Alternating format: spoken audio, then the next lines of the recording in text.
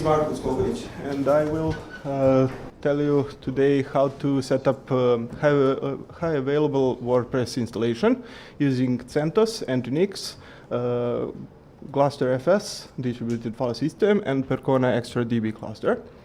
This will be a technical presentation, but with simple explanations that will bring you closer towards WordPress high availability. So when we talk about high availability, it is often mistaken for high availability that it's just some selling phrase to sell you expensive bunch of resources that you don't need. It's not that. High availability is not just a bunch of nines, so it's not waste of resources. It is not complicated to set up, and it is not only reserved for enterprises. It is a way of setting things up for you to have a good night's sleep, for you as an administrator.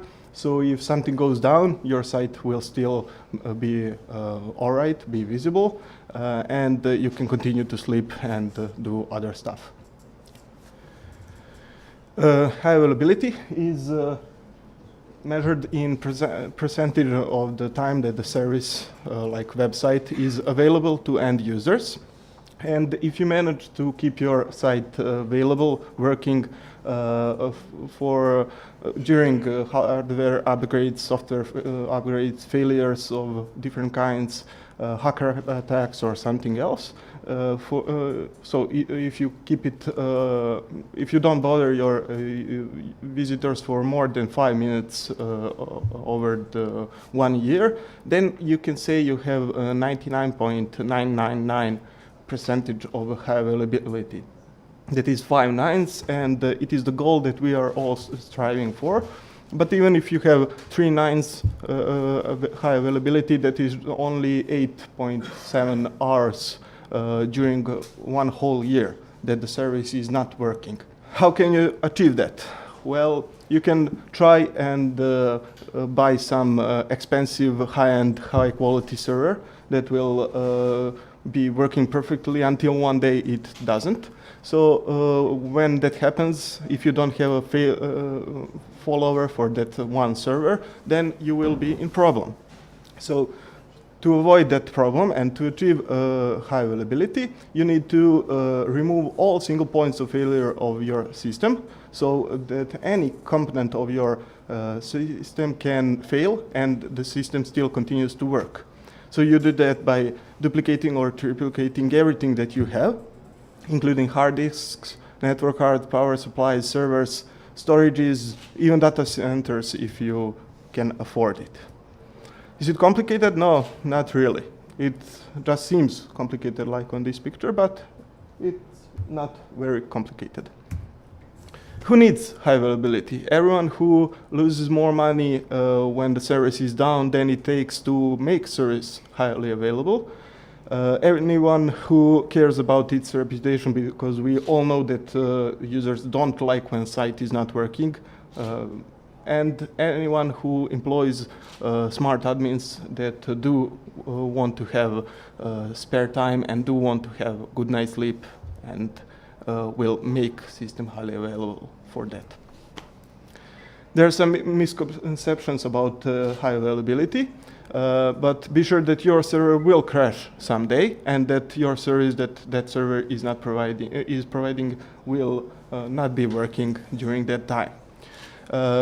People usually use content delivery networks to speed up their site, but they don't improve our availability. So if our origin server that the CDN is speeding up, if it crashes, then the site will not be available. If you have a high availability, you still need offsite backup of all your data. So high availability is not about duplicating data for backup purposes. And the price to pay for having high availability is usually paid in some performance. But good news is that you don't need expensive or highly specialized software, hardware, or anything else to achieve high availability. And we will show in this presentation that you can do it with small cloud servers that are cheaply available. There are many tutorials on the internet how to achieve high availability and scalability of WordPress, and it usually takes one master admin server and several slave servers, read-only slaves, that have copies of all your files and who replicate database in a simple MySQL master-slave replication. That is all the proven stable model for scaling up WordPress. It's recommended by many hosting companies throughout the world. But there are some problems with that setup, and that is that if your master server crashes, your WP admin, WordPress admin will not be working. You will not be able to publish some more texts. You don't use all the resources because you have one separate server only for admin, only for yourself. And the problem that can sometimes happen is that files and databases can be out of sync on slaves from the master, because when you do rsync or lsync to copy your files, some of the slave servers might not be up, and problems can happen in process of copying and in MySQL replication the standard way. So we will not use that old way, we will use the new way. The new way treats all servers equally. We will have all files on every server, we will have all databases on every server, and the request will be able to be served from any of the servers. So you can use DNS round robin to achieve load balancing and to get to all the servers, and when the time comes, if you need more resources or you need higher availability, then you can split the roles, separate load balancer from the rest of the system, and have higher availability and have higher performance. So what do you need for that setup? You don't need anything special. You will need 3 nodes to start with. That will be, in our case, 3 mCloud servers with 1 GB of RAM and 2 CPUs. 20 gigabytes of hard disk space is included, where we will have SSH access, we will have a root account, and we will be able to install GlusterFS software for distributing file system, and Percona Extra DB cluster, which is the next generation MySQL solution for clustering and replicating files. And we will use a little magic to connect it all in a highly available system.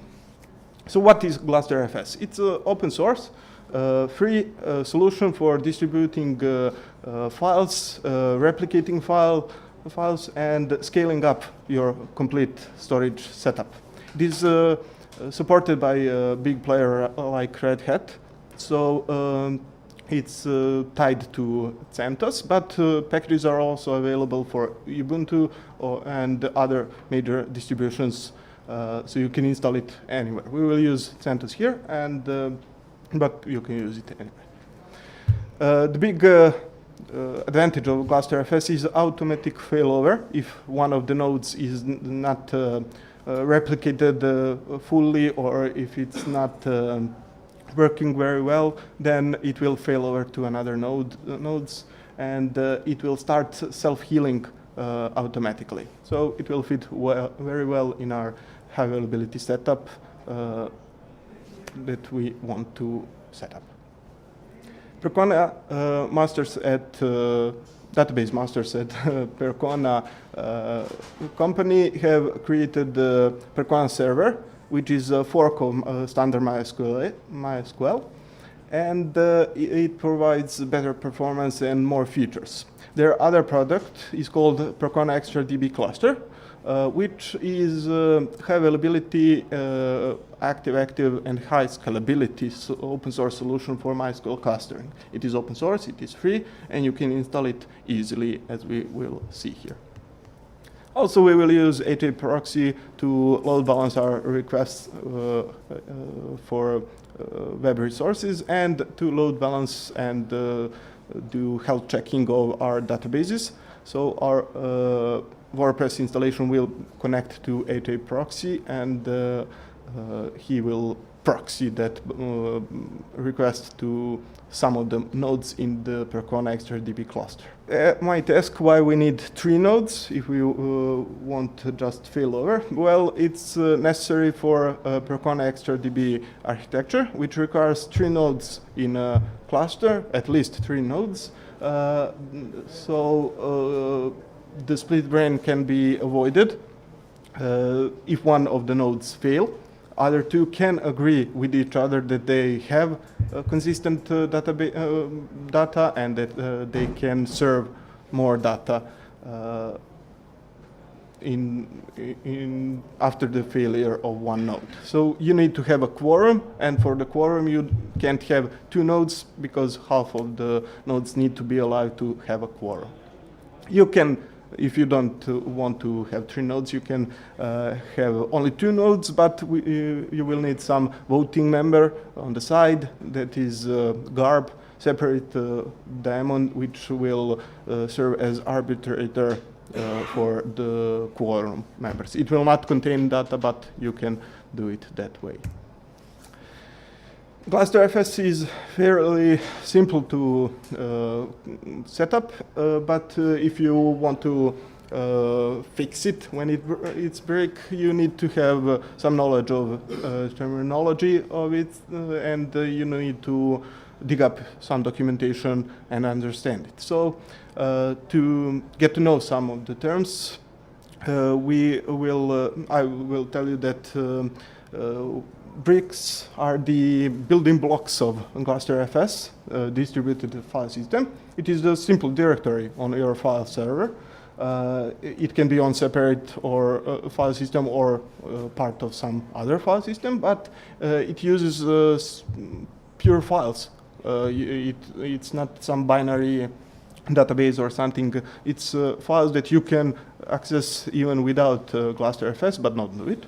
And you combine those bricks from probably different servers, nodes, into some volumes that can be mounted over the network and accessed over any of the nodes in that cluster. So to connect bricks into volume, you can use several available translators to provide logic for combining bricks into volumes. There are several translators. The simplest one is a distributed translator that spreads files over several bricks, and when you access the volume, you get a single namespace of all your files on different servers. It's like RAID 0. GlusterFS striped translator can split single file into multiple parts and connect them when you access them, so you can have better read performance. Replicated translator can copy one file to multiple bricks, so you can have some redundancy of your file system. And you can even stack some translators, so you can have distributed and replicated volume, which will combine several bricks that are mutually replicated into one single distributed volume, and that will be our choice and our setup here that we will use. That way we will be able to add another nodes, another bricks, and have scalability of our system. To set up GlusterFS, nodes have requirement to be able to resolve their names over the network, so we will set our host files on every machine. I used examples here, so you can replace the red parts with your own setup, with your own IP addresses and names. And we will have to allow some traffic, because GlusterFS uses multiple ports to communicate with the members, and you will have to allow it. We'll do this quickly by allowing all traffic from each of the ports, but you should read the documentation and find out exact ports that you need to allow. You can install GlusterFS using standard methods by using yum or apt-get or whatever package manager you're using for your distribution. Just add a repository and install several packages, start it, and it will be up and running.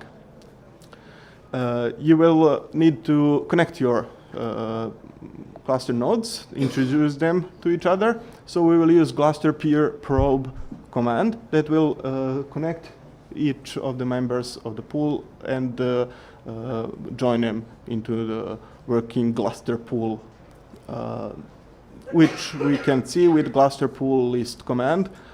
And it's on the bottom. It should show that all the nodes are connected. It's cut here, so sorry.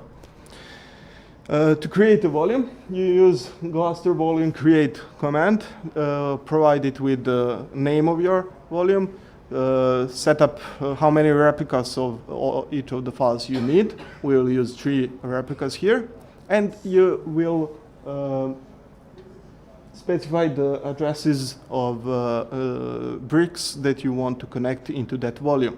We will use 3 bricks here and have replicated files into 3 replicas. So after that, you just need to start your volume and you can start accessing its files.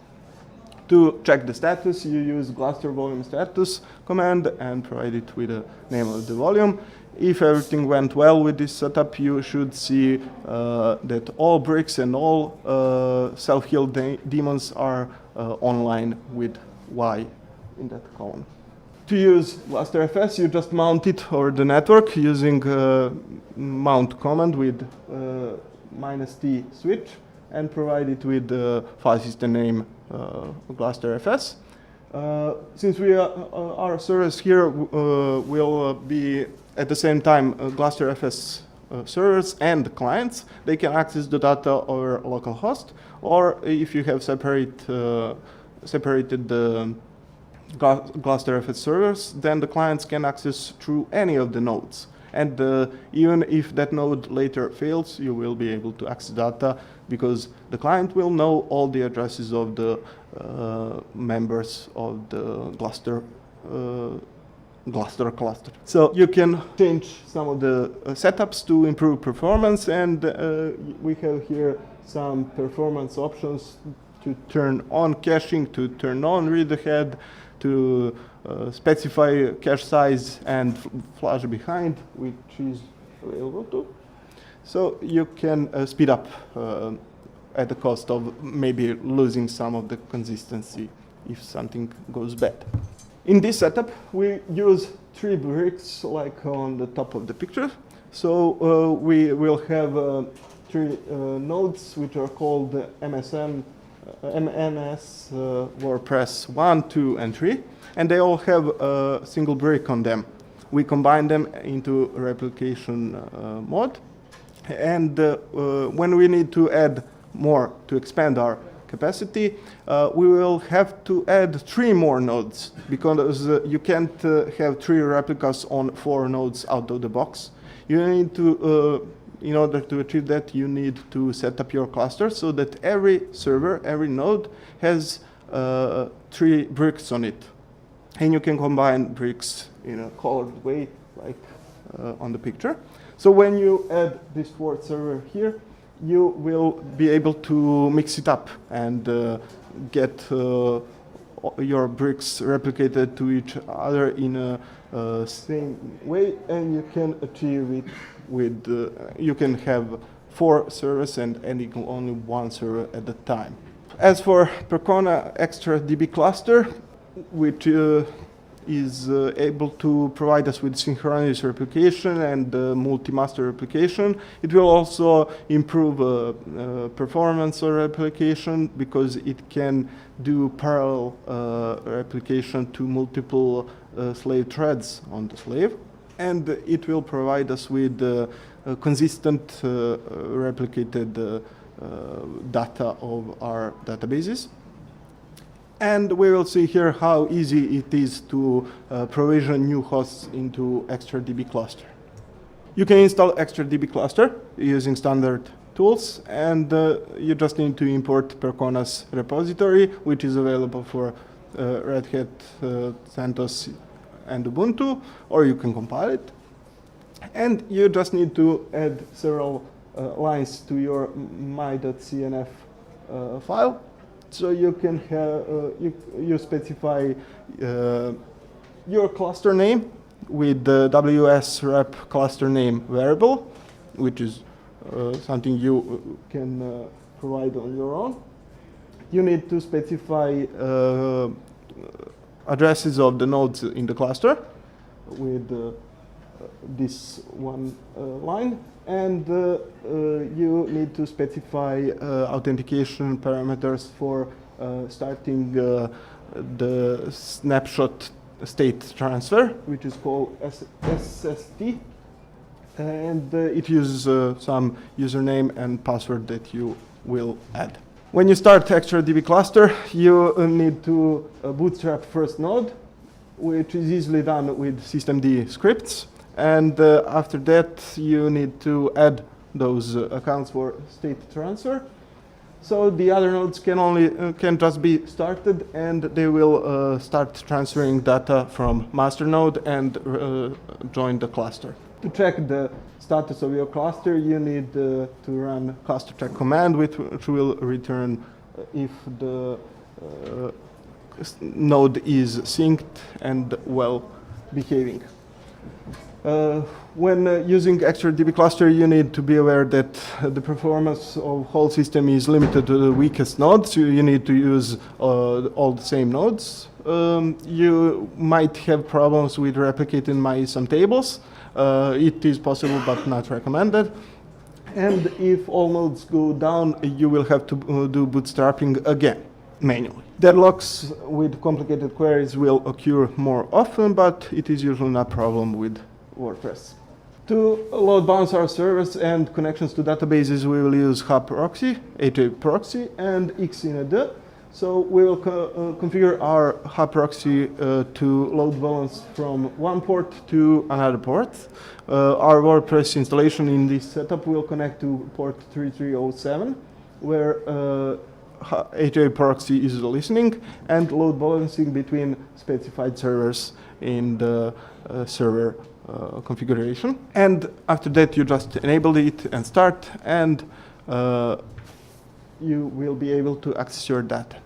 To check the health of the Percona XtraDB cluster nodes, you will have to have MySQL check, like in the picture. And after that, you will start xinad to be able to connect to the port 9200 to check the status. To view your status of HA proxy, you can access it over the web after configuration to check and to see if all nodes are working well. As for the PHP sessions, which are not used by WordPress, but used by many plugins, you will be able to store them in memcache daemons, which you can install easily, and configure php.ints to have session handler as memcache and session save path specified with all three addresses of the servers. You can also use memcache for caching with W3 total cache, and it's recommended that you keep your transients out of database in this setup because you want to use your database as little as possible, and you can do it with the object caching of your transients into memcache backend. It's easy to set it up on W3 total cache, but it's not visible here. So that will set up our highly available WordPress installation, and with this setup we could get 40 requests per second of serving clear WordPress. If you need more performance, you should separate your GlusterFS servers from web servers. You should separate extra DB cluster members from web servers, and you can have separate web and storage networks, which we did not make here. Or you can simply add more nodes. After that, if you want higher availability, you should set up a load balancer and use it instead of DNS round robin. To put it all together, we have compiled a guide for you, step-by-step guide to set up this highly available WordPress installation. It includes all the commands you couldn't see here on the screen. It includes all the configuration files you need to set up and all the steps you need to take to make your setup working. And to try it, we organized some game. First 3 attendees of this seminar who send email to podorka@mcloud.rs will receive 3 virtual mcloud servers on SSD storage for a month for free to play with this setup and to play with this guide. To get those 3 servers, we at Mainstream want you to answer to the question on the next slide, which is: how long can servers be down in a year to achieve 99.999 availability? If you send an answer to podorka@mcloud.rs during this day, first 3 of the mails will get those free servers. So go for it, try, and get your WordPress highly available.